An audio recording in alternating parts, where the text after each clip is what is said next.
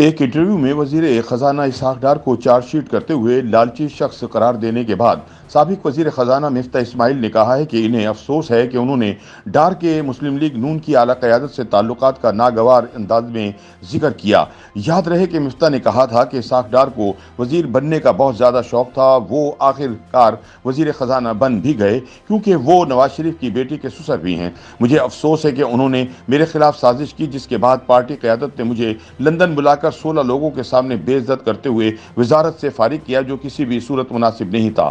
مفتاح اسماعیل نے کہا کہ وزیر خزانہ بننا ڈار صاحب کا ذاتی مقصد تھا اور انہوں نے ان کے خلاف 6 ماہ تک مہم چلائی۔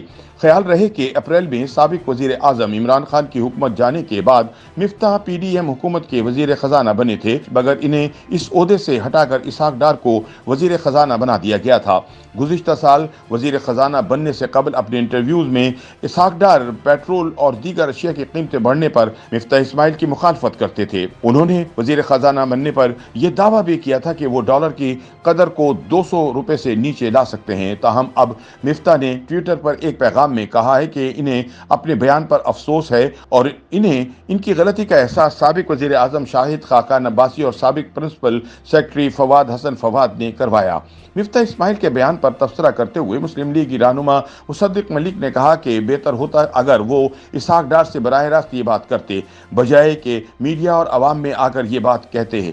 اس سے پہلے ایک انٹرویو دیتے ہوئے مفتاح اسماعیل نے کہا تھا کہ میری کارکردگی سے وزیر اعظم خوش تھے، وہ نہیں چاہتے تھے کہ مجھے ہٹایا جائے۔ انہوں نے وفاقی کابینہ میں بھی میری تعریف کی، دنیا کی مارکیٹیں بھی خوش تھیں اور ہمارا ڈیفالٹ رسک بھی کم ہو گیا تھا۔ آئی ایم ایف سے ڈیل بھی ہو گئی تھی، لیکن یہ فیصلہ پارٹی نے کرنا ہوتا ہے کہ کون کب تک اور کس پوزیشن پر وفاقی کابینہ میں خدمات سر انجام دیتا ہے۔ مفتاح نے دعویٰ کیا کہ 6 ماہ تک اسحاق ڈار نے میرے خلاف مہم چلائی تھی۔ وہ آ کر ٹی وی پر بولتے تھے کہ ڈالر 160 روپے کا کر دیں گے، میرے خلاف پروگرام کروائے جاتے تھے، وہ مجھے انڈرمائن کر رہے تھے۔ انہوں نے کہا کہ اسحاق ڈار کو وزیر بننے کا بہت زیادہ شوق تھا۔ انہوں نے میاں صاحب سے کہا میں ڈالر بھی سستا کر دوں گا، پیٹرول بھی سستا کر دوں گا، دودھ اور شہد کی نہریں بھی بہا دی جائیں گی، لہٰذا انہوں نے فیصلہ کیا کہ مفتاح کو ہٹا دو۔ جب مفتاح سے پوچھا گیا کہ آیا انہیں نواز شریف یا پارٹی کے فیصلے پر مایوسی ہے تو انہوں نے کہا کہ مجھے اس کا کوئی غم نہیں کہ مجھے ہٹا دیا گیا، مگر جس طریقے سے ہٹایا وہ طریقہ صحیح نہیں تھا۔ مفتاح نے کہا کہ اسحاق ڈار سے نہیں دیکھا گیا کہ کوئی اور آدمی وزیر خزانہ بنے، وہ سمجھتے ہیں کہ مسلم لیگ نون میں انہی کو وزیر خزانہ ہونا چاہیے۔ فارغ کیے جانے سے پہلے میں ملک سے باہر تھا، میں امریکہ سے لندن آیا تو مجھے میاں صاحب نے درجن بھر لوگوں کے سامنے وزارت سے نکالا، یہ کوئی باعزت طریقہ نہیں تھا۔ تحریک انصاف کے چیئرمین اور سابق وزیر اعظم عمران خان کو اچھا سیاستدان قرار دیتے ہوئے کہا کہ انہیں بس وزیر اعظم بننے کا شوق ہے، اس کے بعد کیا کرنا ہے کوئی آئیڈیا نہیں۔